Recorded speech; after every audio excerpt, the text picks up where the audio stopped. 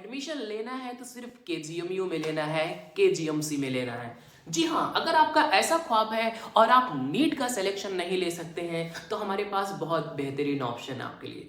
देखिए, केजीएमसी जैसे हमारी यूपी के जो top and top medical colleges हैं, जो गवर्नमेंट कॉलेजेस हैं, वहां पे आप एज ए बीएससी नर्सिंग और पैरामेडिकल के कोर्सेज भी ले सकते हैं। इसके लिए आपको बहुत इजी सा एग्जाम क्रैक करना पड़ता है। आज इस वीडियो में मैं आपको बताऊंगा कि कौन सा एग्जाम है जिसके लिए आपको केजीएमयू, एलएलआरएम जैसे मेडिकल कॉलेजेस में बीएससी नर्सिंग एवं पैरामेडिकल में एडमिशन मिल सकता है। एग्जाम का पैटर्न कैसा होगा, कैसे उसका प्रिपरेशन किया जाए, क्या उसकी स्ट्रेटजी होगी, कितने क्वेश्चन पूछे जाते हैं और कितना टाइम मिलता है, सिलेबस क्या होता है। तो वीडियो में लास्ट तक बने रहे क्योंकि इस वीडियो में मैं आपको समझाऊंगा पूरा का पूरा एग्जाम का पैटर्न जिसे आप क्वालिफाई करके केजीएमयू जैसे कॉलेजेस में बीएससी नर्सिंग और पैरामेडिकल कोर्सेज ले सकते हैं। ये है हमारे पास एक ब्रोकर इसका बीएससी नर्सिंग के लिए।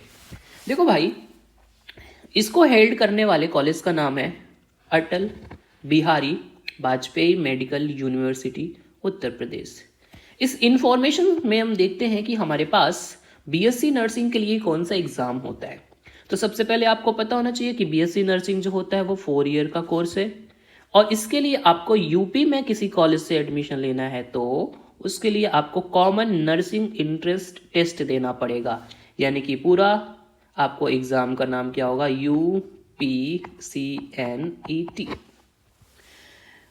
इसका एकेडमिक सीजन आपको नेक्स्ट 25 एंड 26 के बिटवीन चाहिए।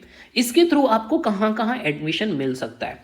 देखो भाई, जो अटल बिहारी वाजपेयी मेडिकल यूनिवर्सिटी है वो जो एग्जाम कराती है UPCNET का, उसमें आपको all government and private nursing colleges जितने भी एफिलिएटेड हैं इस कॉलेज से, उसमें आपको एडमिशन मिलेगा।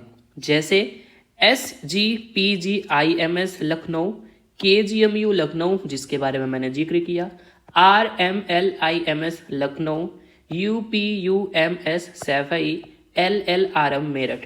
तो ये सारे के सारे मेन कॉलेजेस हैं। ये सिर्फ मेन कॉलेजेस है। इससे कनेक्टेड जितने भी गवर्नमेंट एंड प्राइवेट कॉलेजेस होंगे, नर्सिंग कराती होंगे जहाँ पे, वहाँ पे एडमिशन आपको इसी एग्जाम के थ्रू होगा। देखिए भाई, हमारे पास ये जो डाटा अवेलेबल है ये 2024 का है, बट अभी 25 का कोई इन्फॉर्मेशन नहीं आया है, इसलिए मैं आपके साथ शेयर नहीं कर पा रहा हूँ। हम इससे एक एक्सपेक्टेड डाटा निकालेंगे कि हमारे पास जो 25 का एग्जाम होगा उसमें डेट क्या होने वाला है एक्सपेक्टेड। सो जो एप्लीकेशन फॉर्म आता है इसका वो अप्रॉक्सीमेटली लास्ट वीक आता है अप्रैल में, और जो इसका लास्ट डेट होगा 29 मई था 25 से, तो आपको 1 मंथ का टाइम मिल जाएगा एप्लीकेशन फॉर्म को कम्प्लीटली फिल करने में। 1 महीना टाइम इनफ होता है, आपको बीच में कभी भी सर्च करते रहे, इन्फॉर्मेशन पता चल जाएगा। एडमिट कार्ड आपका एग्जाम से पहले आ जाता है 15 दिन पहले, और जो आपका डेट था पिछली बार वो 14 जून को था। तो ये मैं मान के चलता हूँ कि बिटवीन जून होता है एग्ज़ाम, और इस जून के एग्ज़ाम में आप आराम से पहुँचे वहाँ पे और अपना एग्ज़ाम बेटर करें। लेकिन एग्ज़ाम को अच्छा करने से पहले सिलेबस तो पता होना चाहिए जनाब। अब सिलेबस की तरफ हम पहुँचेंगे तब तो जानेंगे ना कि सिलेबस कैसा है, क्या क्या चीज़ें हैं।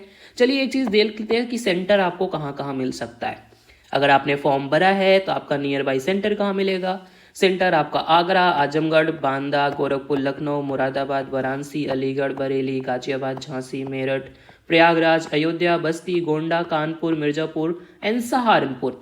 तो ये सारे के सारे सेंटर्स हैं जहाँ पे आपका एग्जाम हेल्ड होगा। ओके, और एग्जाम का जो मोड होगा भैया वो ऑफलाइन मोड होगा। जी हाँ, पेन और पेपर बेस्ड होगा, जो कि 2 लैंग्वेज में होगा, इंग्लिश भी होगी और हिंदी भी होगा। ठीक है, और आपको एप्लीकेशन फॉर्म भरना होगा तो सिर्फ और सिर्फ ऑनलाइन मोड में ही भर सकते हो और आपके पास कोई ऑप्शन नहीं है। जो CNET का एग्जाम है इसके रिलेटेड आपको और बेटर इन्फॉर्मेशन चाहिए, लाइक रजिस्ट्रेशन वगैरह का जो डेट आता है, आपको न्यूज़ वगैरह देखना है, नए नए अपडेट चेक करना है, तो आप विजिट करें इस वेबसाइट पे। जी हाँ, इस वेबसाइट को आप अच्छे से गौर से देख लें, इस वेबसाइट पे विजिट करा करें और चेक करते रहें कि इसका एप्लीकेशन फॉर्म कब रिलीज होता है। जब आपने फाइनली एप्लीकेशन फॉर्म भर लिया तो आपको थोड़ा सा आगे बढ़ना पड़ेगा कि आपको एप्लीकेशन चार्ज कितना देना पड़ेगा। सबसे ज़्यादा खतरनाक तो मुझे यही लग रहा है भाई, 3000 रुपये देना पड़ेगा आपको एप्लीकेशन फॉर्म के लिए। अगर आप OBC कैटेगरी में बिलोंग करते हैं और जनरल कैटेगरी से बिलोंग करते हैं, बट अगर आप SC ST और PWD से हैं तो आपको सिर्फ 2,000 रुपये देना पड़ेगा। 3,000 तो काफ़ी ज़्यादा होता है, बट कोई नहीं, अगर आपको एग्ज़ाम देना है, आपको नर्स बनना ही है तो भाई देना ही पड़ेगा एग्ज़ाम, बेटर है। हाँ, एलिजिबिलिटी क्राइटेरिया एक बहुत बेटर है कि मिनिमम एज जो आपकी होना चाहिए वो 17 ईयर होनी चाहिए एग्ज़ाम के पहले।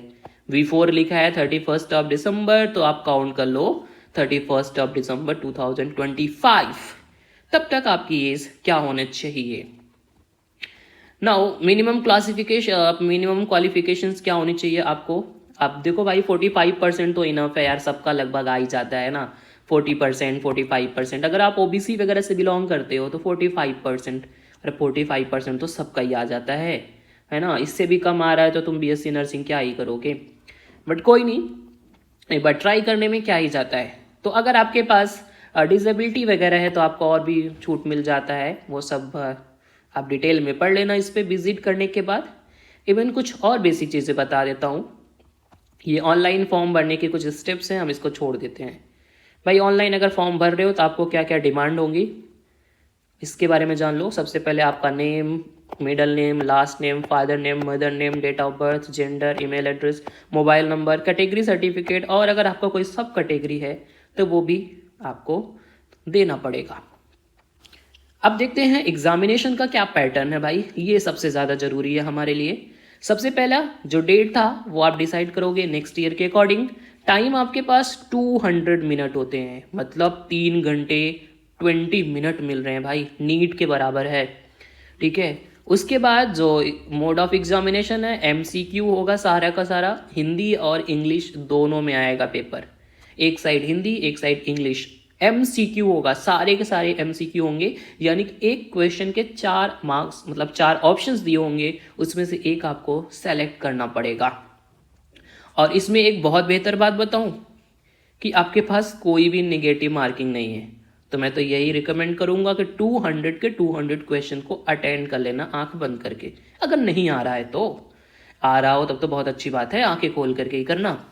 So medium of examination Hindi English हो गया भाई। सिलेबस बहुत बढ़िया, सबसे पहला सिलेबस है नर्सिंग एप्टीट्यूड, दूसरा है physics, chemistry and biology and English. तो भाई बायोलॉजी 20% आ रहा है, मुझे समझ नहीं आ रहा है, BSc नर्सिंग जो कि पूरी बायो से रिलेटेड है उसमें बायोलॉजी सिर्फ 20% है, केमिस्ट्री भी 20% है, फिजिक्स भी 20% है, एप्टीट्यूड भी 20% है और इंग्लिश भी 20% है। यानी कि आपको 12th की जितनी भी सिलेबस है उसको दोबारा से पढ़ना पड़ेगा इस एग्ज़ाम के लिए। हालांकि अगर आप 12th के बाद ही दे रहे हो तो आपके लिए बेटर है, अगर आपने 12th के बाद 1-2 साल स्किप कर दिया है तो दोबारा से पढ़ लें भाई। ओके, मिनिमम क्वालिफिकेशन मार्क्स चाहिए होगा जनरल में 50%। लाइक अगर BSc नर्सिंग के एग्जाम में क्वालिफिकेशन की बात हो रही है तो जनरल का 50% होना चाहिए, जनरल PW का 45% होना चाहिए और SC ST OBC का 40% होना चाहिए। देखो ये तो कुछ बेसिक इंफॉर्मेशन था जो शायद हर किसी को पता होना चाहिए। आप एग्जाम की प्रिपरेशन कैसे करोगे, देखो ये पहले आपको डिसाइड करना पड़ेगा। अगर आपको सच में यही एग्जाम देना है तो आप 12th के लेवल का पूरी बायो, फिजिक्स एंड केमिस्ट्री मत पढ़ो। एक पर्टिकुलर पैटर्न होता है, एक पर्टिकुलर सिलेबस होता है जिसपे सबसे ज्यादा क्वेश्चन पूछे जाते हैं। ओके, तो आप सबसे पहले एक कोई बुक परचेस करो जो कि BSc नर्सिंग से ही रिलेटेड हो, जो आपके यूपी के UPCNET एग्जाम के लिए प्रिपरेशन का हो, तो भाई आप उसे परचेज करो, उसके अकॉर्डिंग सिलेबस जो भी हो उसके अकॉर्डिंग प्रिपरेशन करोगे तो आपके लिए बेनिफिट होगा। अदरवाइज जो सिलेबस 12th क्लास का है वो छोटा नहीं सिलेबस है, बहुत बड़ा सिलेबस है, उसको पढ़ने बैठोगे तो आपका मन पहले ही वहीं से क्रैक हो जाएगा, पढ़ने का मन नहीं करेगा।